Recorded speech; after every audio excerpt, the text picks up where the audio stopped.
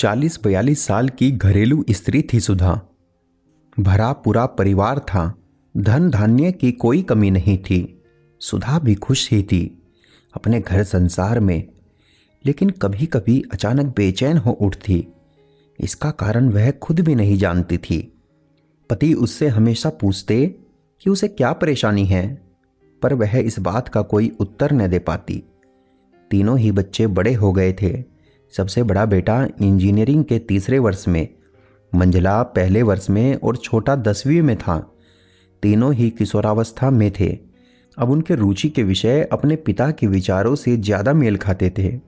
वे ज़्यादातर समय अपने पिता, टीवी और दोस्तों के साथ बिताते। सुधा चाहती थी कि उसके तीनों बेटे उसके साथ कुछ समय बिताएं, पर उनकी रुचियां कुछ अलग थी। अब वे तीनों ही बच्चे नहीं रह गए। धीरे धीरे वे पुरुष बनते जा रहे थे। एक सुबह सुधा ने अपने पति से कहा, मेरी खुशी के लिए आप कुछ करेंगे? पति ने कहा, हाँ हाँ, क्यों नहीं, तुम कहो तो सही।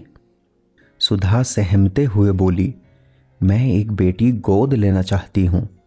पति को आश्चर्य हुआ, पर सुधा ने कहा, सवाल जवाब मत करिएगा प्लीज।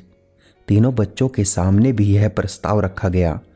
किसी ने कोई आपत्ति तो नहीं की, पर सबके मन में सवाल था, क्यों? जल्द ही सुधा ने 1.5 महीने की एक प्यारी सी बच्ची अनाथ आश्रम से गोद ले ली। 3 बार मातृत्व का स्वाद चखने के बाद भी आज उसमें वात्सल्य की कोई कमी नहीं थी। बच्ची के आने की खुशी में सुधा और उसके पति ने एक समारोह का आयोजन किया। सब मेहमानों को संबोधित करते हुए सुधा बोली, मैं आज अपने परिवार और पूरे समाज के क्यों का जवाब देना चाहती हूँ। मेरे ख्याल से हर घर में एक बेटी का होना बहुत जरूरी है। बेटी के प्रेम और अपनेपन की आर्द्रता ही घर के सभी लोगों को एक दूसरे से बांधे रखती है। 3 बेटे होने के बावजूद भी मैं संतुष्ट नहीं थी। मैं स्वयं की परछाई इनमें से किसी में नहीं ढूंढ पाती। बेटी शक्ति है, सृजन का स्रोत है। मुझे दुख ही नहीं, पीड़ा भी होती है जब मैं देखती हूँ किसी स्त्री ने अपने भ्रूण की हत्या बेटी होने के कारण कर दी।